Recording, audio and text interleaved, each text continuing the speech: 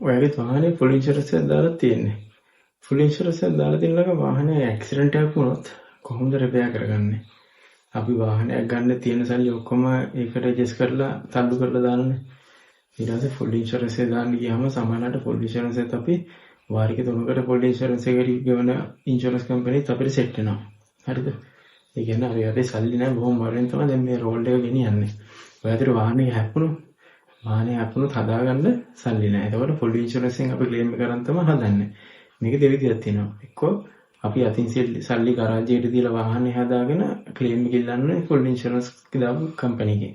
හරිද? එහෙම නැත්නම් ගරාජ් පේමන්ට් කියලා ගරාජ් එකේ එක්කෙනා ඔක්කොම බරු ටික දාලා ලේබර් චාර්ජස් අනම්මනම් ඔක්කොම හදලා බිල් හදලා ඉන්ෂුරන්ස් කම්පැනිට දුන්නාම කෙලින්ම ඉන්ෂුරන්ස් කම්පැනි එකෙන් ගරාජ් එකේ එක්කෙනාට පේමන්ට් එක ගෙවනවා. ඒක පොඩි වාසියක් තියෙනවා. හරිද? මොකද අපි පාර්ට්ස් හොයන්න යන්න ඕනේ නැහැ. එතකොට වැඩ කුලි අනම්මනම් පේන්ට් කරනවා නම් ඒ තීන්ත අනම්මනම් කිසිම දෙයක් අපි ගෙනත් දෙන්න ඕනේ නැහැ. ඒ ඔක්කොම බවුසුන් නැහැ ගෙනල්ලා ඔක්කොම ෆික්ස් කරලා ගන්න සෙට් කරලා බිල් ටිකත් ඉන්ෂුරන්ස් කම්පැනිට දුන්නාම ඉන්ෂුරන්ස් කම්පැනියෙන් එයාගේ බිල සෙටල් කරනවා. අපිට වාහනේ ගෙනියන්න තියෙන එක පට්ටම ලේසි. හැබැයි අපි අතින් සල්ලි දීලා බඩු ගේනවා කියන්නකො.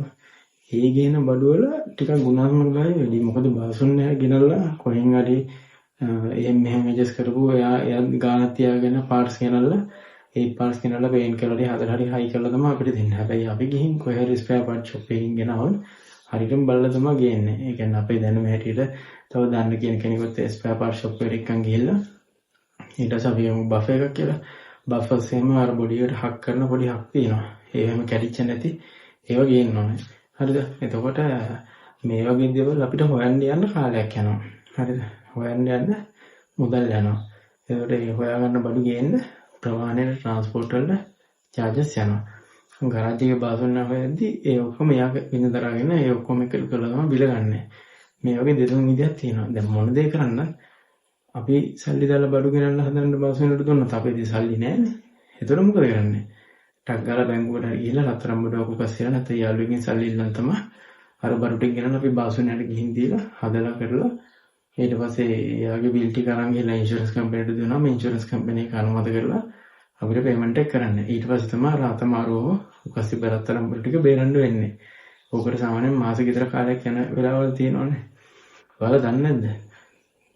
වාහනේ ඉන්ෂුරන්ස් ක්ලේම් එක ෆුල් ඉන්ෂුරන්ස් දාලා තියෙන ක්ලේම් එකක් ගන්න යනවා නම් ඔයාලා පුළුවන් රික්වෙස්ට් කරන්න වාහනේ ඉන්ෂුරන්ස් එක තියෙන ඕනේ ඉන්නෝනේ ඉන්ෂුරන්ස් එක රක්ෂණලාභියා විසින් රික්වෙස්ට් එකක් දුන්නාම ගාරන්ටි එක මෙච්චර රිපෙයාර් කොස්ට් එකක් යනවා කියලා කිව්වා. ඒකට මට අදාළ ඇඩ්වාන්ස් පොතක් ලබා දෙන්න කියලා රික්වෙස්ට් එකක් දුන්නාම අර කොස්ට් එකෙන් half ඉන්ෂුරන්ස් කම්පැනි එකේ කෙලින්ම ගාරන්ටි එකට ඇඩ්වාන්ස් දාලා දෙනවා.